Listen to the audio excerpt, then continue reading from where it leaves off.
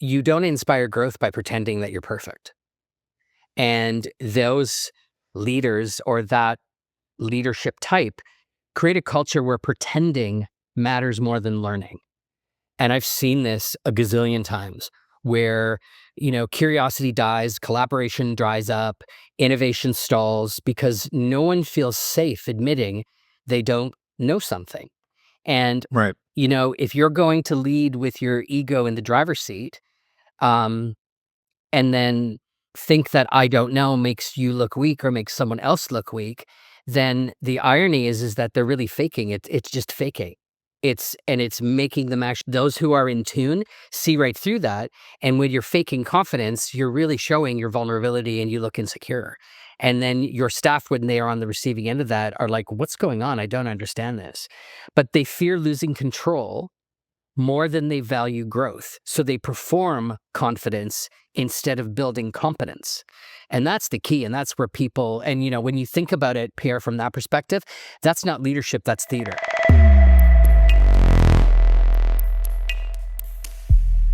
Welcome to Insight is Capital. I'm your host, Pierre Daillie. Today's guest is none other than Mark Robinson. Yep, the guy who proudly calls himself the Shtty Leadership guy. He's built an entire career around helping, that is what I said, the Shtty Leadership guy. He's built an entire career around helping leaders be a little less, shitty. After spending 30 years in the wild world of leadership, Mark's pretty much seen it all. The micromanagers who treat check-ins like parole hearings, the buzzword addicts who think synergy solves everything, and the ego-driven bosses who confuse fear with respect. Rather than just pointing fingers, Mark turned the mirror on himself. He realized he'd had his own share of not-so-great leadership moments and decided to do something about it. The result? A no BS approach to leadership coaching that mixes sharp wit, brutal honesty, and just enough tough love to shake people out of their management coma. He's the brain behind the Ego Continuum and its follow-up, the Ego Continuum 2, two must-reads for any leader who's brave enough to admit they might be part of the problem. Think of them as survival guides for anyone trapped in the cycle of ego, insecurity, and awkward team huddles. Mark's mission is clear. Help leaders, and for the sake of our conversation here today, to help advisors cut the crap, get real with themselves, and lead like actual humans. No fluff, no jargon, just a straight shot of reality with a chaser of humor. If you've ever found yourself silently screaming in a meeting, wondering, is it me? Or is this whole system broken? Mark's here to help you correct course. Pants optional. This is Insight is Capital. Join us in our fireside chats with some of the most fascinating people in finance to discuss their insights on life, markets, macro, investment strategy, and much more.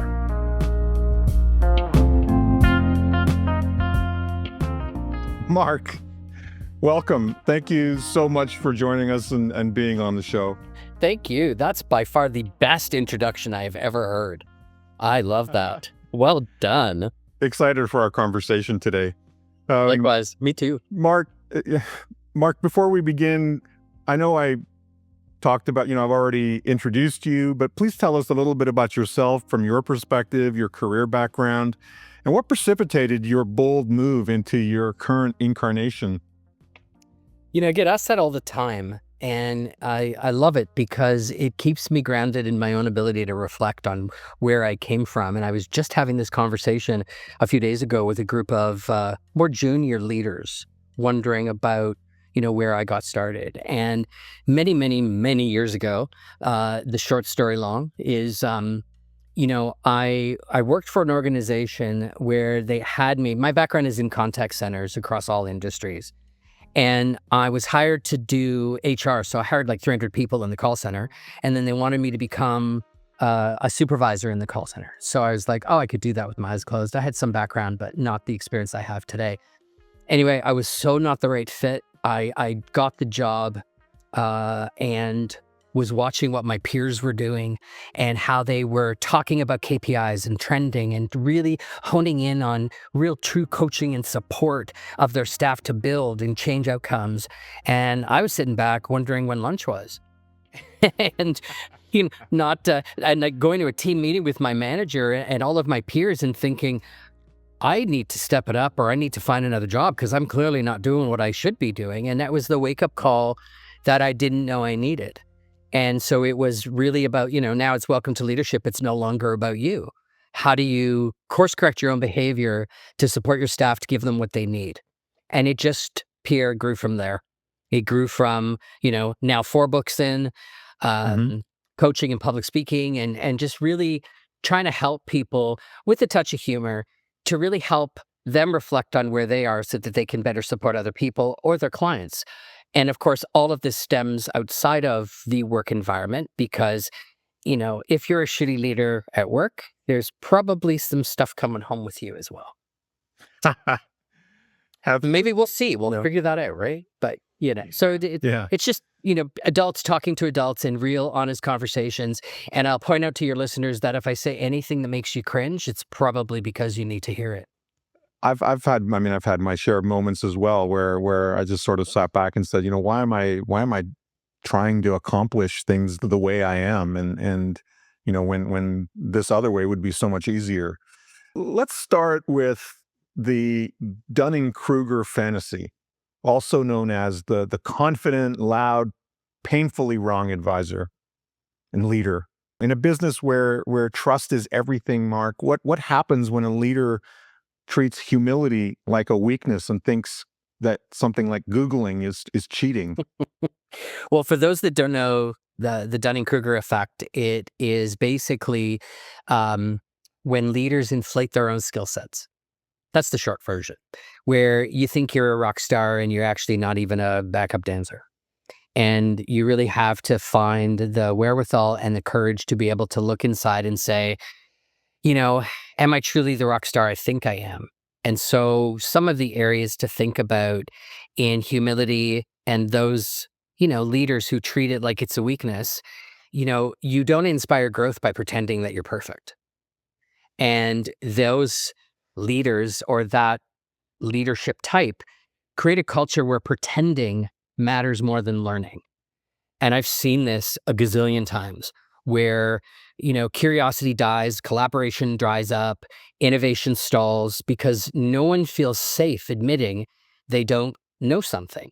And, Right. if you're going to lead with your ego in the driver's seat, and then think that I don't know makes you look weak or makes someone else look weak, then the irony is that they're really faking it. It's just faking.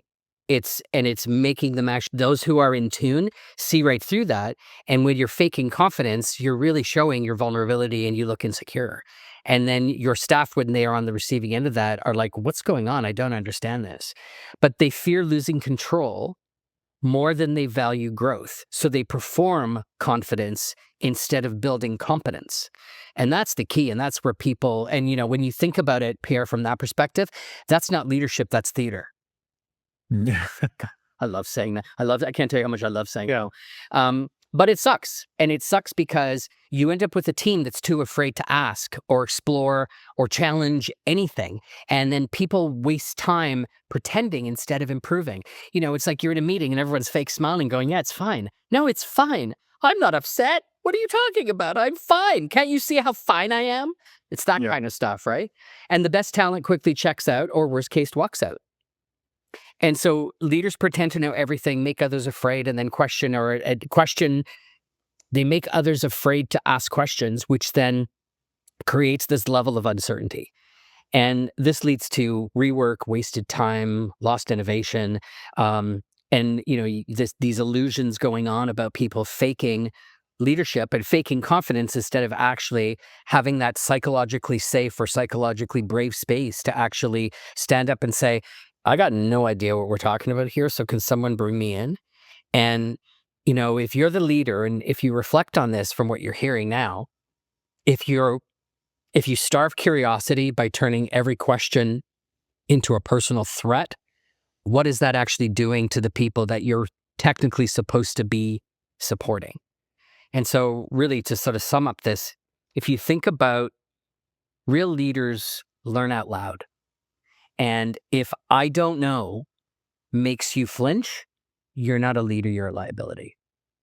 And I know what I know people listening know what a liability is. And you inspire it. The way to change it is you inspire it by modeling the behavior and the outcomes you want. So you model curiosity, you model honesty, you model the courage to keep learning out loud and in front of your team. I love saying, you remember Workopolis, the job site? There was a commercial, I think, in the 90s where, the female boss is telling the employee, you know this stuff better than I do. That's why I've put you on this assignment.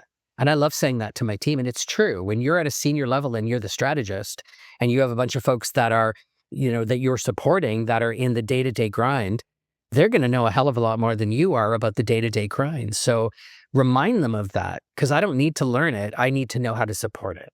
And that's the difference.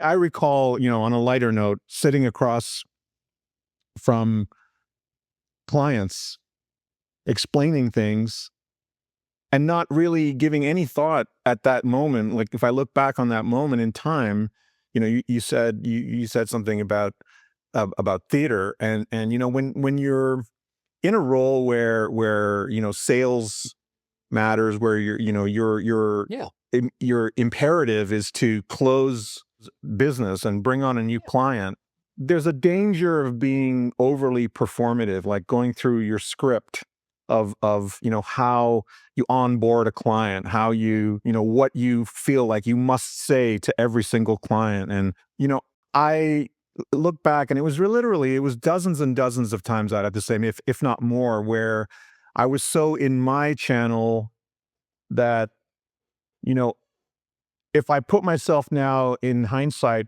in the client's seat, listening to me, I'm feeling like I don't want to ask. I don't, I really want to ask a stupid question, but I don't want to ask the stupid question because I don't want to look stupid. Yep. And that I think the same thing happens also with leaders and their teams, advisors and their teams, their assistants, which is that they say something verbatim, and then the assistant or the teammate doesn't want to step on that imperative because they don't want to sound foolish or stupid or not in tune. Yeah. And even if the most, so coming back full circle to your point, like maybe after you've said what you want to say, maybe you turn around and say, well, what are your thoughts, John? Or what are your thoughts, Mary? Like, what do you think about this? But sincerely, not trying to, ask someone a question so that you can out their real thoughts. That's only going to happen once or twice. And then after that person, those people are going to clam up because they're not going to fall for that trap again. But if you genuinely ask, what are your thoughts? What do you think we should do? How do you think we should proceed? What's the best way to do this? Or how do you think about it? How do you think about this problem? And actually eliciting or, feedback from their team members. For sure. For real.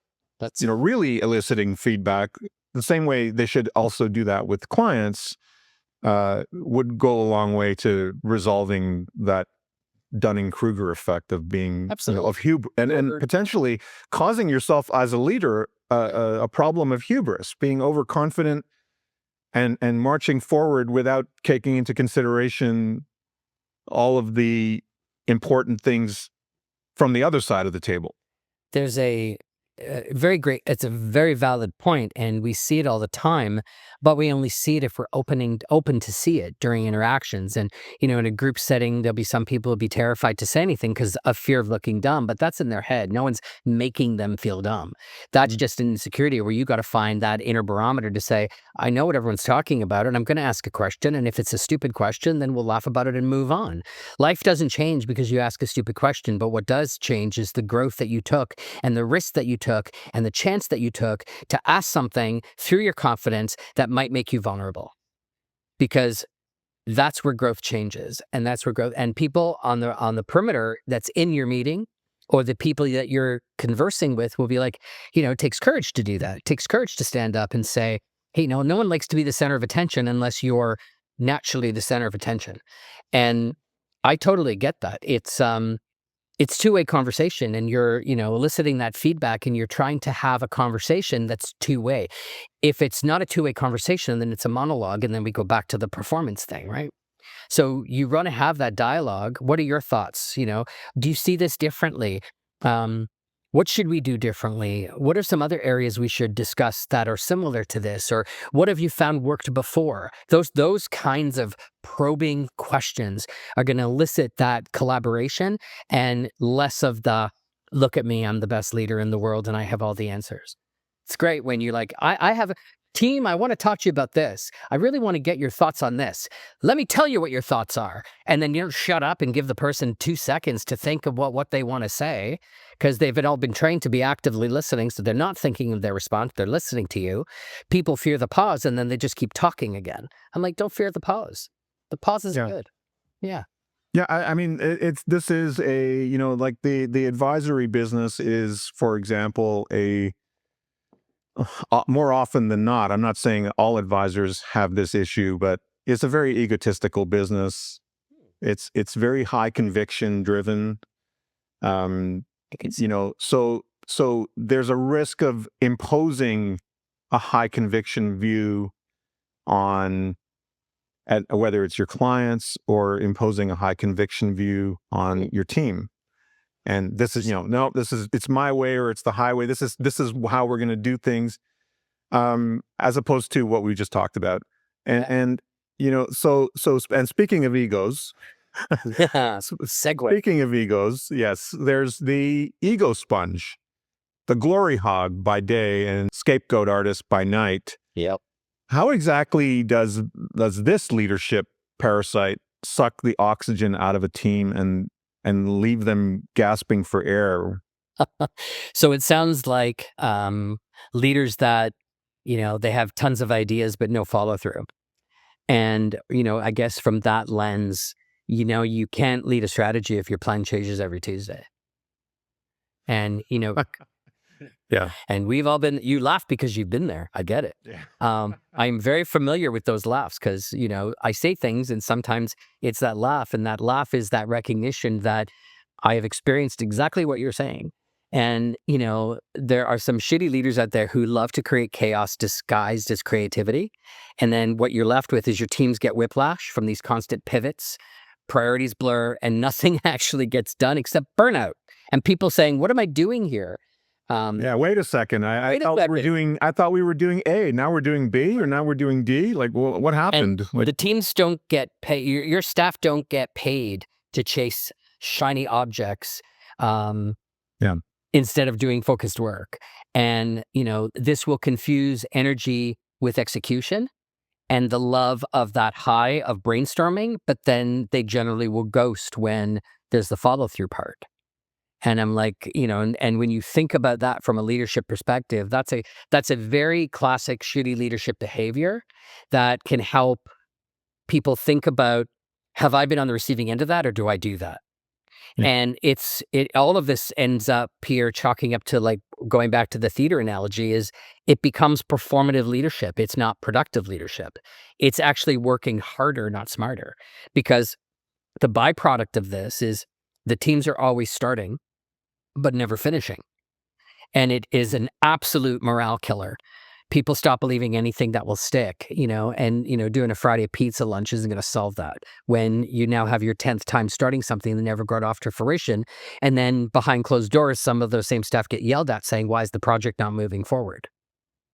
You have 10 priority ones that keep failing and not starting and changing every week. Scope creep. We all know what that means. Yeah. You end up with chaos, confusion, and a whole lot of wasted time. And wasted time is rework. And I hate rework. And most non-shitty leaders hate rework because it's affecting your bottom line.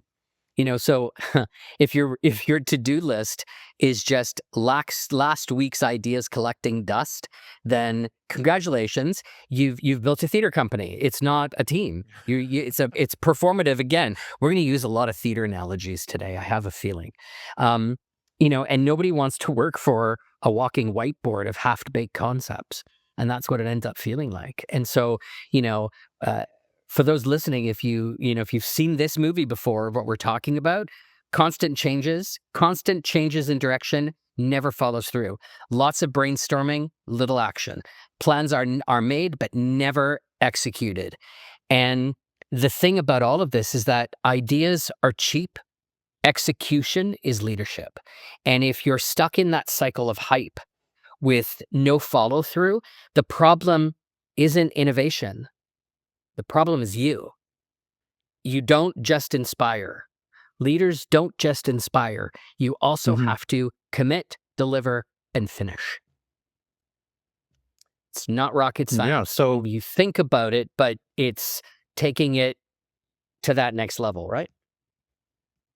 So if you're sitting there wondering why your team is disillusioned or not taking any initiative, Look in the mirror. and only yeah, exactly, and only waiting for instructions to be trotted out, that is time to look in the mirror, as you said. I think the other thing is it also causes a kind of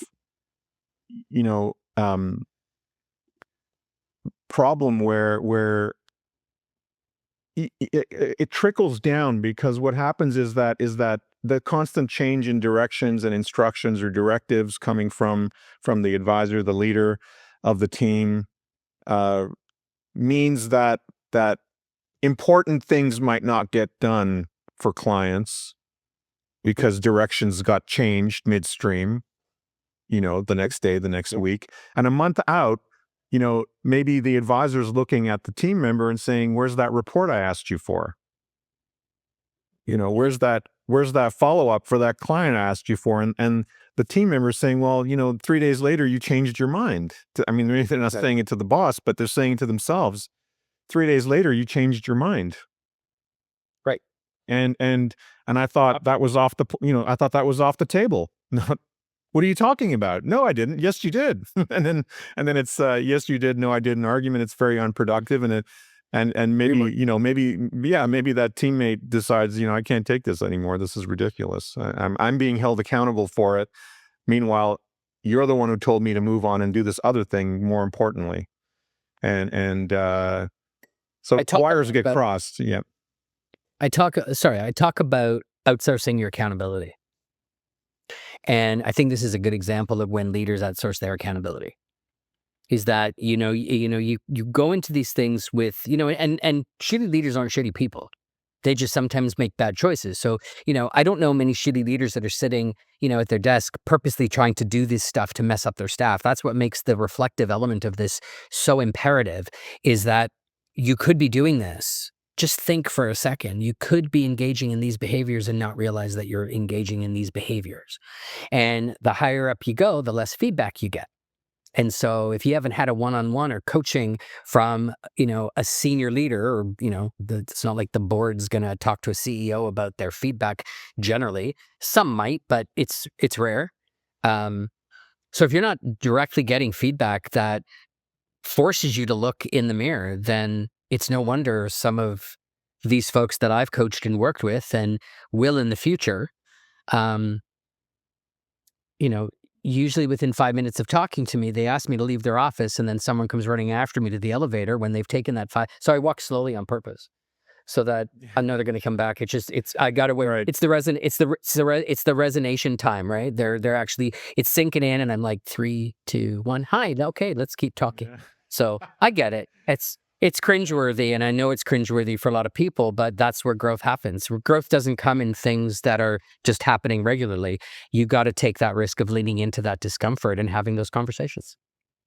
Yeah, I mean, your work is very provocative. It's very evocative as well, and I can see where it just naturally, goes in that direction. The other thing I'm noticing too is as we progress through our conversation, is that there seems to be a cascading effect.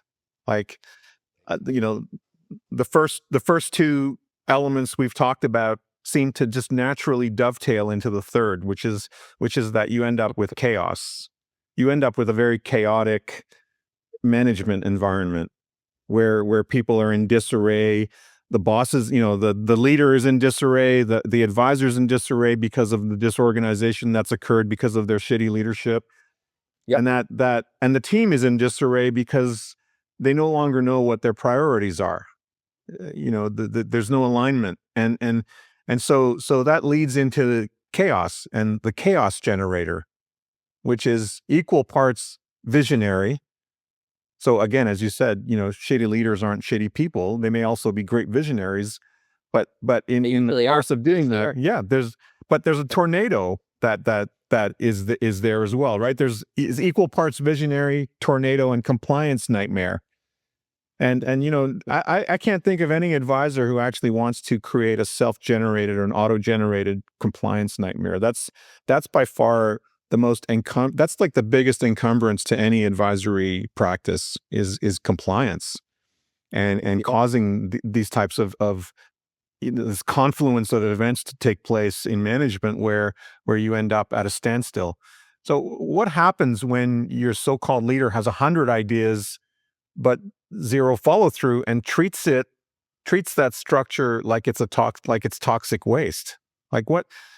I know we touched on some of that already, but yeah, I think that part of what I'm getting, where my mind is going, is more along the lines of, I guess I would call it control freak behavior. Right. And when the control freak confuses overwork with effectiveness. And I think we've seen a lot of this, or this does absolutely dovetail in what we were talking about. So if we look on the playing field of micromanagement, what is micromanagement? It's just fear pretending to be excellence, right? When you think about it. Right. And because shitty leaders will equate being busy with being valuable. So if you're like, oh, I've worked 14 hours today, or I'm working Saturday and I'm doing this and I'm doing that. So instead of leading, they micromanage, they hoard tasks, they burn out, and trying to do it all better, but then leaving the team dispowered and disengaged. And the shitty leadership concept of that is that why do leaders do this? Because I can't trust anyone other than myself. I'm not trusting you with this, but then I kind of need you to do some of it. But I'm going to watchdog every last piece of this in order to get what I think I need without just telling your staff what you need them to do and being clear and concise in your direction. So they built their worth around being the smartest and the hardest worker in the room, and letting go to them feels like losing control of credibility. And the spoiler alert, Pierre, on that is that it's neither. It just sucks. It sucks because it bottlenecks progress, because everything needs their hands on it. Their team stopped trying because what's the point if nothing's ever good enough? So why would you keep killing yourself to do the analytics and to prepare the presentation and to set up the appointments when you're either going to get ignored or yelled at for doing something that you had no direction on doing? There was no clear, concise direction. You tried your best to get it, or like we talked about in the last question, it kept changing because the strategy every Tuesday changed to something different. But then this builds resentment. Mistakes will pile up. And this is when companies lose their A players. This is a big, huge, massive connection to how burnout can become contagious. Because it goes back to the whole concept that, if you're doing everything yourself in leadership, it's ego in a cape. And I've had many internal laugh moments where I'm either meeting people or I'm presenting something or I'm coaching someone, and it's in the initial early days, and I hear the words they're choosing to use, and I see the interactions with their team, and Right. I've honed my skills enough to understand that I can meet someone in a short amount of time and understand whether they're a macro or a micromanager just by the words they choose to use. And if your team can't move without your approval, then you're not managing, you're suffocating. And there comes a time where you can keep, theoretically cutting off the oxygen supply, but people are going to push you out of the way, and they're going to move on to where the air is fresher and they can breathe easier. So they're not going to stay under that very long. And that's usually the final stage, working for a shitty leader for a period of time, and you've reached your internal threshold where you're like, I'm done, I'm out, see you later, bye. And it's funny, in a lot of folks that I've coached and surveys and research that I've done, the byproduct of reaching your capacity of working under a shitty leader, it's people will leave a job before they even have another one. if they're in a position to do so. They will find they will take a job of lesser pay to get away from working for a shitty leader. I've done it, and I know other people who have done it, and I've coached people who have done it. There you go. So I've done it. This latest segment of our conversation, the things we're talking about right now, they're very resonant with me. And, I think a lot of that has to do with entrepreneurship. When you start a business, you start it very minimally, like, bootstrap, right? You're unless you have capital to start that business, you have to do you have to fill all the roles that entails, right. that the business itself entails. And so I think my guess is that this is sort of the curse of all entrepreneurs, is that you start out in completely in control of your time, yourself, your attitude, your ability, your accomplishments, your awareness of every single role in the business. Absolutely. And then the difficulty is, I have to, admit it's a difficulty that I have, which is letting go of, Sure. and trusting in team members. Yep. To take over. Like, if I could duplicate myself 10 times easily, and do it easily, I would, because then I would be able to step away more often, as long as I want, and I find that that's a problem that I have. And it's, some of it is just, wanting to make sure that everything goes the way you want it. I expect it to go and want it to go. Right. And the fear of it not going that way. So and I always have this, I have this, this saying is, be careful what you fear, it will find you. And it does. It will, it will find you. And it's the law of intention, right? It's whatever you're thinking about, whether it's negative or positive, it's going to fall in your lap. It's going to, you're going to have to face it head on. Well, it's fantastic that you have, the vulnerability and the openness to share that as a personal antidote. It's also really interesting because when I think about, letting go. So real leadership means letting go. If you're the smartest or the busiest person in every room, then it's a bit of a failure at building a team worth trusting. And I have found in my research and my coaching, in certain workshops, that when the shitty leader I don't go and tell people, guess what? You're a shitty leader. I have a conversation. They figure it out. They're like, yes, oh my God, I am a shitty leader. Let's have a conversation about it. And then the magic happens and we start the process. And so when that self-revelation is made and I start to get the true feedback and the masks are off and the illusions have gone away and it's now raw, deep, vulnerable, and they're ready and they're leaning into it, the whole fear of letting go comes back to, I thought I was so busy and I didn't want to waste my time training someone else to do something that I just know that I can do on my own. Absolutely. And so it's finding the time and finding the right people, because if you find the right person who you can tell, and I'll never forget this, an ex-mentor of mine years ago, well, not an ex-mentor, a mentor that mentored me a while ago, had said, and I'm going to paraphrase. So he said to me, Mark, any schmuck could do a great job if I give them 80% of the data I need in order to finish the project. Impress me by me giving you 20 or 30% with the same outcome. And I can't tell you, that was probably close to 30 years ago, and I remember it like it was yesterday. And it's the art of delegation. It's the art of effective leadership. It's the art of effective communication. Here's the plan. Let's collaborate. I'm going to tell you, though, this is why we're doing this. This is what we need to do. The how you're going to do it, I'm going to leave it up to you, but I need you to be at this point by this time frame. Does that make sense? What more do you need? How can I help support you in this? So then I send them on their way. And within a few days, when you're at the 10% completion mark, circle back with me and let's realign one last time for 10 minutes to make sure my vision is now in your head and it's now your vision. I'm going to tell you the what. I'm not going to tell you the how, because if I told you the how, I would just do it myself. Yeah. Right. Simple when you think about it, right? So control like that kills growth.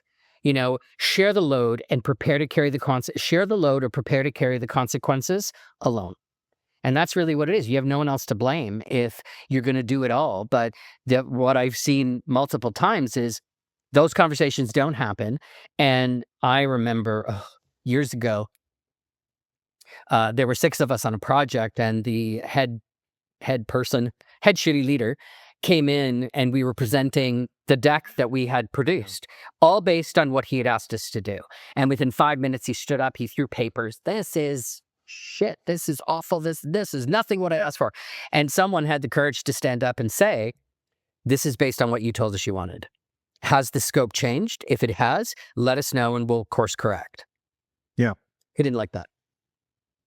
Well, let's talk about micromanagement and why that's such a sort of deleterious thing to do with teammates, team members. It just stifles everything. There's, when I take on a new team, or I have a new coaching client, or, I'm working with an organization to help their leadership, when I'm meeting with people for the first time, I ask 2 questions. And this is straight out of my first book, shameless plug. And I asked 2 questions that I created. So number 1 is, how do you like to be led? And number 2, nothing to be shameful about, Mark. Your books are terrific. They're straightforward, very, very easy to relate to. So then it's just a plug. Yeah, there you go. There you go. How do you like to be led, and how do you like to receive feedback? And most people, the first thing that will come out is like, oh, I've never been asked that before. And I'm like, I know, it's good, right? And then I might say I wrote it. So, whatever, pat on the back. But we start to engage in a conversation that's usually very different for most employees that are reporting to a leader. And if they've reported to a shitty leader, then all of a sudden they're reporting to someone who asks questions like that. It can be completely overwhelming. And so, for example, how do you like to be led? Well, I've never been asked that before. Well, what do you think it means? What do you look for in a leader? What are the skills that a leader can do that stop you from staying up at night, or help you show you that there's a psychological and brave space where you can manage up, you can say no, you can have open conversations, you can disagree. And so usually what comes out of that conversation is nobody wants to be micromanaged. I think everybody says that. And then I ask, what's micromanaging to you? Yeah. And you heard me say earlier, to me, micromanaging is just fear of pretending to be excellence. And, if I'm, it's like nurturing somebody that doesn't want to be nurtured. And so, it's that repetitive cycle conversation. Are you okay? Yes. Are you okay now? Yes. Are you still okay? Shut up. Go away. Like you get to that point where it's like, I'm not asking for help. And it's not because I fear you. It's because you were really clear in what you asked me to do. And now I'm just going ahead and doing it. So if you trust me enough, where you're more on the macro side of leadership, of that leadership barometer, then give me the direction. I'm comfortable with you now because I know it's a safe space where I can say, let me just clarify what you're looking for. This report Tuesday like this, or meet with these 3 clients by this date and do this. Whatever it is you're talking about, it doesn't matter. But are you as the leader being clear, and have you checked for understanding to make sure that the person you're speaking with gets what you're saying? And do you have the managerial courage to shut up and let them do it? Knowing that you've both aligned, there's been collaboration, you're both on the same page. Now let them go and do the work and forget about it and go and do your next thing. Because if you keep worrying about what the other person's doing, you got X number of other people here that are feeling neglected. But if you keep wanting to circle back, can I get an update on this? Why are you asking for an update when you gave them a week to do it? Like if you need a week update, then put that as the barometer check, that update me weekly. Just send me a note on Microsoft Teams or Slack, let me know how's it going, or, but be clear in what you're asking for. But then when you start to realize what you're asking, you got to look in the mirror and say, have I been clear in these directions? Have I been super clear with what I'm looking for? There's a icebreaker exercise that I'm sure you've heard of and that I'm sure your listeners have seen before, which is you have two people and one's standing at an easel, ready to draw, and the other person's back. So the person that has the sheet of paper in their hand with something they want them to draw or construct, they're giving direction on what the other person has to draw. And most times, as they're going through it, you really start to understand the element of clear direction, because the drawing on the paper and the drawing on the easel generally look nothing alike. Right. And another example is years ago when I was recruiting for adult learners, we would always, as the final interview stage, we would always have them do a presentation and teach us something. And a lot of people, one of the ones that we loved, because we'd always give them the same task. So you'd have 3 or 4 people coming in, and you see the variance in with the creativity and what people do. So give an example, show me a visual example of how to tie shoelaces. And so people would say, well, you take the shoe and you make a bow. I'm like, how do I make a bow out of a shoe? I don't know what that means. You're not clear enough. Or people are saying, do this. Or you're driving in a car and you're driving and the passenger beside you says, look at that tree. There's 72,000 trees that I just saw. Which one particular are you talking about? Or, oh my God, look at that cloud. I'm like, which cloud? So most people, I'll be honest, whether you're a shitty leader or not, think they're being clear and they're not. They don't take that level of communication to that specific level where they're actually clearly saying from a direction in a work environment, this is the output I need you to do. This is when I need it by. Do you understand? Do you know what we need to do? Is it clear? How can I help? And if people just took that little bit of extra time, micromanagement would dissipate big time in most businesses. Yeah. And I personally think it's getting a little worse. From what I've seen, it's getting worse. New generations of leadership that haven't been trained in a way that is clear in their communication. Well, yeah, I mean, this would be a great primer for younger adults coming into the workforce and understanding how fluid things can be, and how to navigate that. And like, Yes, it's such a there's a dynamic that's very hard to understand when you're just fresh out of school and you're entering the workforce. We tell our kids, you need to go and get a job. You need to go and get a job and feel the pain of and the triumph of both. right. You need to feel the pain and the glory of working in a job for someone you don't know. Not Right. and I just want to go back because I really like your questions for the team, which is, how do you want to be led? How do you want to be managed? But I want to adapt that for the advisor-client relationship. And I know, we talked about this in our past conversations, and that question is equally provocative. Yes. How do you want to be advised? Yes. Absolutely. Absolutely. Because if you have to look past your ego where, you are a successful advisor and you think, this is the way I do things. This is how I've always done it. This is how I'm going to do it for you. And instead of doing that, how about take a step back and ask the client, how do you want to be advised? What are your, rather than asking even a common question, which is what are your expectations? That's a very open-ended question. But I think actually asking somebody like asking the team, how do you want to be led? Asking the client the same question, but in the sense of, in the framework of, or the context of advice. How do you want to be advised? Because every single client is another individual. And in fact, the irony of it is that the advisor and the client are actually on the same level of management. They're both leaders. The client is the leader because the client is bringing the assets to the advisor. Yes. And the advisor is the leader because the advisor is going to provide leadership guidance on portfolio, financial planning, estate planning, tax planning, all of the different value propositions that advisors bring to the table. But Yes. but to actually, I'm just thinking, how constructive is that?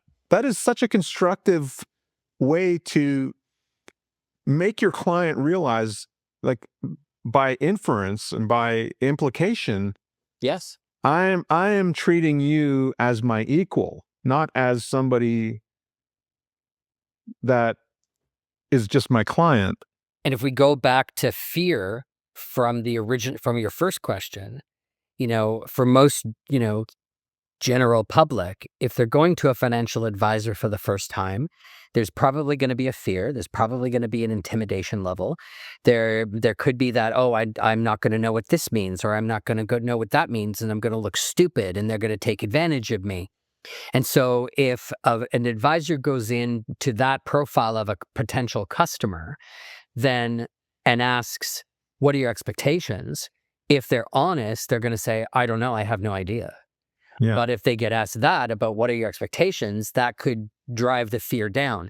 But if they went in and did their version of my two questions, how do you want to be advised? What are you hoping to achieve? What are you looking for? What's your level of knowledge? And they go in with that level of openness to be able to really create that same level, then I think that, if General Joe client was, interviewing, a bunch of financial advisors to pick one, most people I would suspect would go with the one who created the feeling that I can trust you and I want to work with you. And I'm not going to just say, we're going to do this and invest all your money here and you're going to like it. I want to know truly what you're looking for and what your expectations are and what your needs are. And how can I better manage myself to better manage you? Someone said that to me. That's the person I would go with. I put myself in the client's shoes, and when I was thinking about it, I didn't come up with this. I mean, I didn't come up with this idea of asking a client, "How do you want to be advised?" in a vacuum. It was from our conversations, Mark. Yes. You actually inspired it, but I just want to give credit where credit's due. But I just think if I'm a client and I'm asked, "How do you want to be advised?" Yeah. How do you want to be advised? To me, that is a deeply provocative question. That's a golden And in a positive, Yeah. in a very positive and constructive way. Like, the implications of that question is I'm making you the leader. Like, the advisor is basically implying I'm putting you in the hot seat. I'm putting you in the leadership seat. Yeah. Along with the role you expect from me, so that you imply collaboration, you imply empowerment. I'm going to take guidance from you, as well as you expect me to give you guidance on the areas you aren't knowledgeable about. Yeah. I expect you to give me guidance on what you need me to know about you. It's leveling the playing And field so that if somebody's going to an advisor, it's because they needed it. They need an advisor. it's I don't so want. powerful for, it's so powerful for both. Sorry, I don't mean to interrupt you, Mark. No. It's so powerful for both the team and the client. The team to be asked your two questions, and the client to be asked that question and whatever the ensuing questions are from that conversation. Because I imagine that the conversation with the client would go very far, because suddenly the client feels like, wow, this is really, not what I expected. I definitely didn't expect to be asked that question. You're asking me to tell you exactly what my specific intentions are, expectations are, and how I see the world, where our relationship is concerned. And I think, just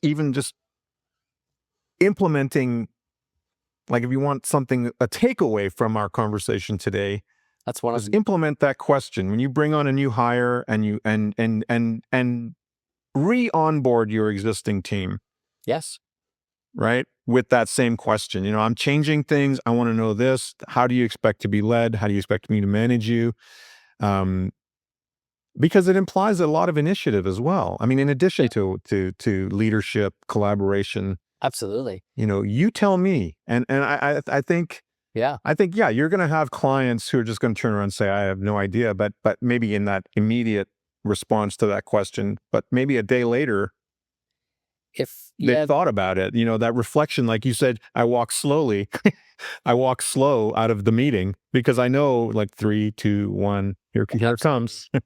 Right. 99. Wait a second. I've thought about your question and but what a great onboarding, what a great sort of initializing question to open up a relationship.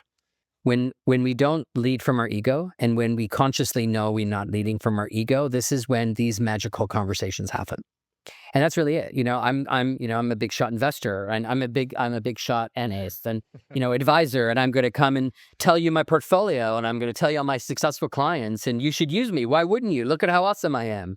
That might appeal to some, but it's not going to appeal to everybody. But if you're more, this is what I've done for other people. This is what, we might be able to do this for you, but what do you want? That's a different conversation. More and importantly, different opening. Absolutely. Absolutely. And finally, Mark, that brings us to the passive pretender, the smooth talker, zero backbone. Why are some of the nicest leaders also the absolute worst at making decisions that matter? So I would look at that as the leader that tries to be everybody's buddy. That approach. Right. Yeah. So if your team likes you but doesn't respect you, that's not leadership, Pierre. That's babysitting. And these leaders trade respect for popularity. Boundaries will blur, accountability dies, and decisions get delayed, all to avoid hurt feelings or the perception of hurt feelings, or having any form of managerial courage to engage in those difficult conversations. And so saying, let's chat, that alone can incite an employee from a leader to be like, oh, like it's funny when you be like, hey, do you got a minute? Can we chat? What did I do wrong? Like, why is the perception of feedback always an F word? That's what blows my mind, is that people lose sight. When I say I'm going to give you feedback, everyone automatically is prone and programmed to automatically go, what have I done wrong? And that's because leaders don't spend enough time telling our staff what they've done well, what they've done great, what we're proud of them for doing. And they think that conflict, because they think that conflict is a failure. Conflict, like, people are like, how many people have you ever talked to that have said, oh, I don't like confrontation, I stay away from it? Well, you got to change your barometer of what confrontation means. Because confrontation isn't always fists up and you're going to have an argument and see who can use, the worst profanity at each other, who can do the best name calling. That's sure, that's a form of confrontation, but confrontation can also mean engaging in a difficult conversation with one of your employees that has repeatedly showed behavior that is counterproductive, that you as the leader want to course correct to create a different outcome. That's a difficult conversation, and that's a form of confrontation, but you don't have to be a shitty leader to do it. You can actually be a very inspiring leader. Help me understand these choices that you keep making, because we've talked about them a few times, and I really want to help you improve this area. So what do you need from me to really understand the message that this kind of stuff has to change? This is what I'd like it to look like. How do I help get you there? Or better, how do we work together to get you there?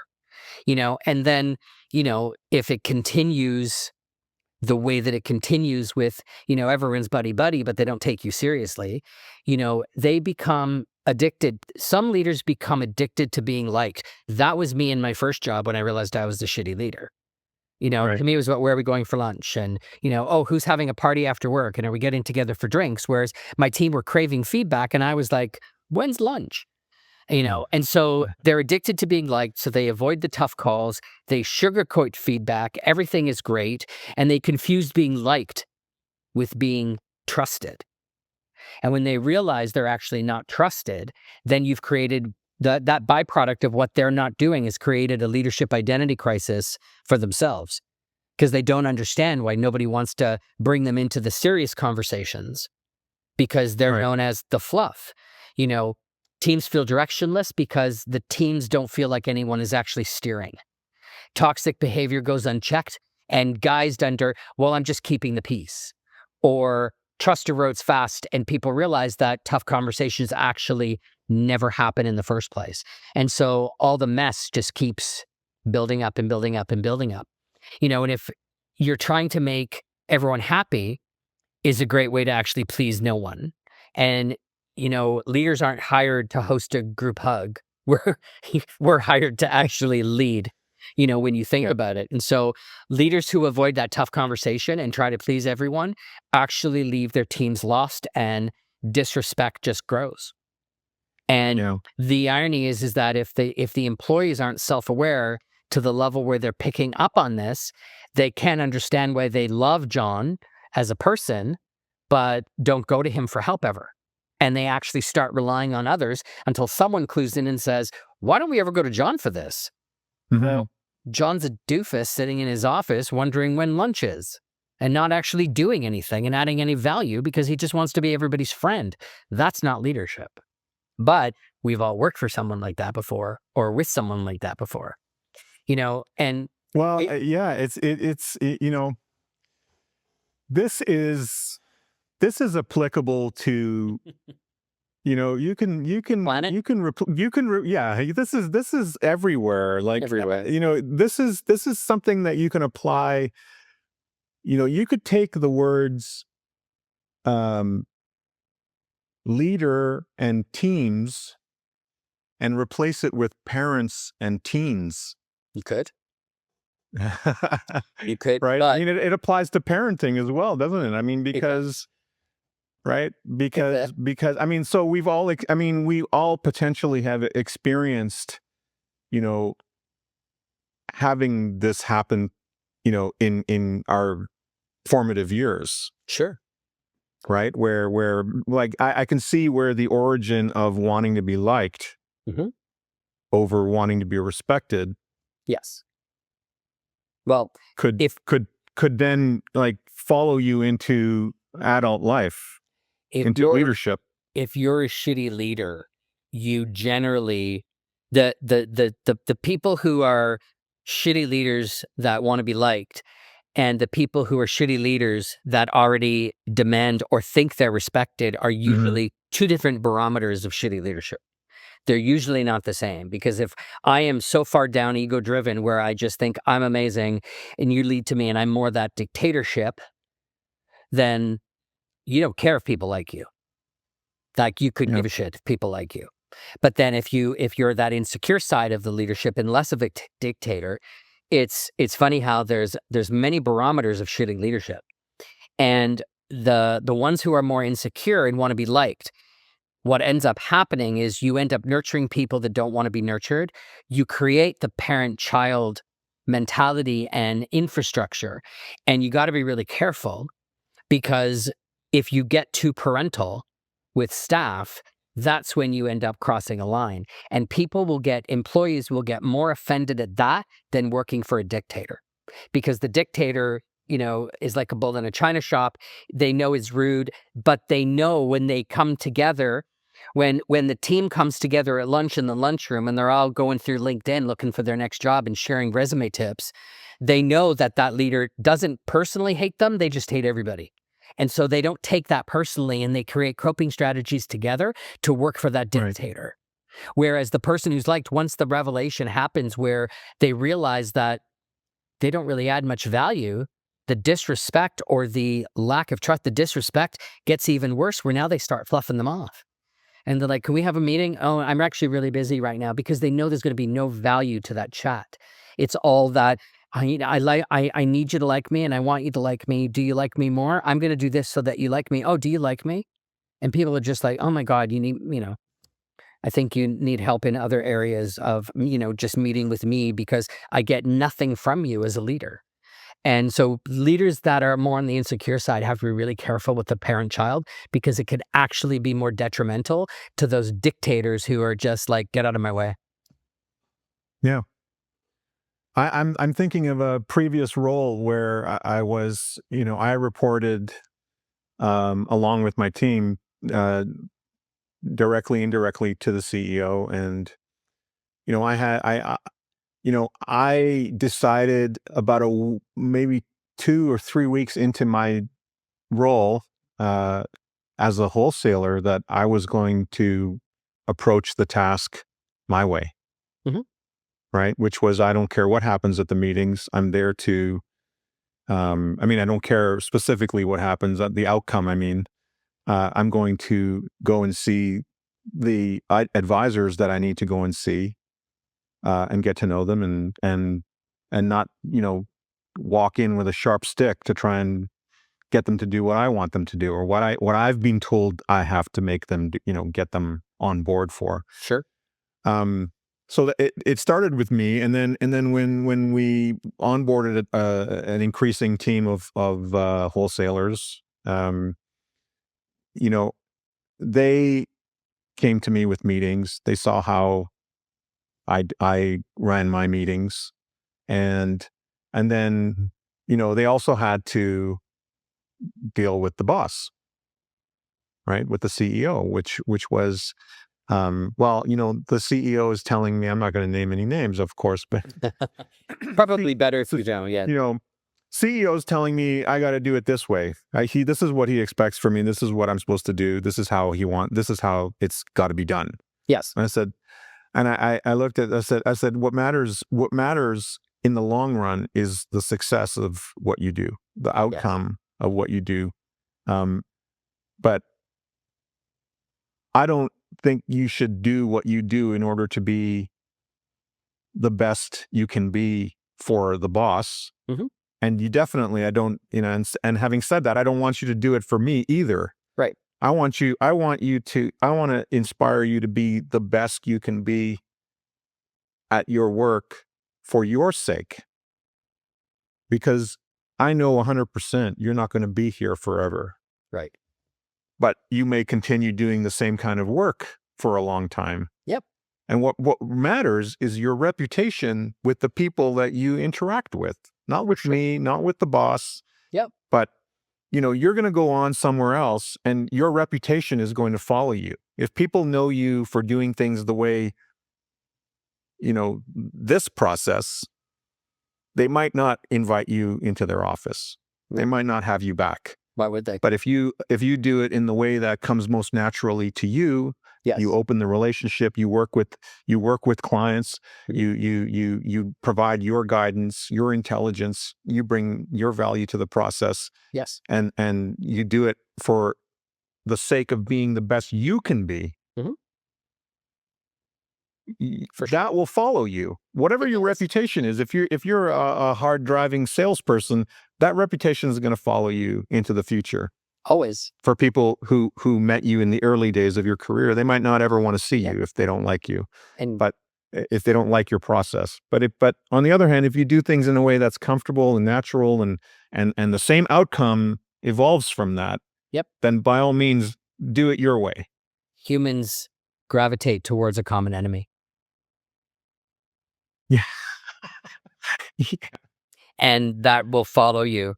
If you're shitty, especially if you stay in the same industry, if you're perceived as a shitty leader in one, it's going to follow you. It's going to follow you. Yeah. Just to close out the buddy thing, respect and popularity, they don't go hand in hand, and they don't need to.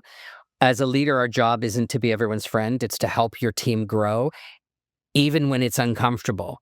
And that's the part that gets missed, that the leaders who want to be buddy-buddy forget. They don't want to deal with the uncomfortableness.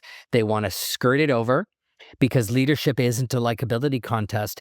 It's everyone. If everyone is smiling around you all the time, then chances are they're not being honest. And that's something to reflect on. As a leader, as an employee, it will help you determine the barometer of where you currently are, if this is a line of thinking you've never engaged in before. Very profound conversation, Mark. Thank you. Um, Likewise. so, well, you're actually leading. You're actually leading the conversation. You have provoked this in me. So Mark, if an advisor's listening right now, thinking, "Wow, Jesus, this is way too accurate." What's the first step to fixing it? Before they lose team members, clients, and perhaps their credibility. Well, they have to look in the mirror. There's no question. I could say read a series of books that might help you determine and help your ability to look in the mirror and really focus on, what illusions are you holding? What are the shadows that you cast when you walk out of the room with a team of employees? Focusing on, are you a shame builder, or do you actually listen and pay attention with your teams at the right time in the right place? If you're not focusing on what your team needs, so I would say welcome to leadership. It's no longer about you. If you're not thinking that way, then you're not leading, you're managing your own image. And that's a big difference, massive difference. So I would say, to answer your direct question on what would be the first step for anyone listening, self-reflect. If anything we talked about today made you cringe, that's a sign, because think about it. If you are a shitty leader and you don't know it, your ego is hating everything you've listened to right now. So your ego is going to try to convince you he doesn't know what he's talking about. Don't listen to him. But if there's a piece of that you're fighting and you're leaning into it and going, oh, I wonder, your ego's having a panic attack, but you're then sitting there going, maybe there's something here I should explore. So it's a self-proclaimed internal struggle with knowing when to tell your ego to shut up. This conversation turned out to be far deeper than I imagined. And, I tend to have that effect on people. well, it's not hard to see why. So, Mark, where can folks find you? www.shttyleaders.ca. Everything there. Great the book. Great website URL. That's it's you know what? Yeah. It's clear and to the point, and that's why we're here. There's a touch of humor, touch of dry sarcasm, wit, but at the end of the day, we're not here to mess around and placate bad behavior. If you're willing to look in the mirror and all of a sudden, like, you can't unhear what's been said. You can try to forget about it, but it's still going to be in there. And as things start to emerge, you're going to start to see things a little differently and hear things a little differently. And at that point, you're like, oh God, maybe I need to do something different. And that's when the magic happens. It's about change. It's not about shame. It's not about blame. It's about people helping people to get to that level where all of this, whether you're advisor or not, whatever your leadership role is in this world, these things will trickle outside of work. It will trickle back home. It will trickle down in your relationships. It will trickle down to when you're in the car, stuck on the highway, and you're screaming at cars that aren't moving. It will trickle down to everything, where you're like, do I need to spend time on this right now? Or can I move on and just live my life and be authentically me? And that's really what, as a planet, I hope that we're inspiring to do more of sooner rather than later, because everyone knows we need it more now than ever. Thank you so much for your incredibly valuable time and your insight. My pleasure. It's been terrific. It's been terrific having you. Likewise. I appreciate it very much. Thank you.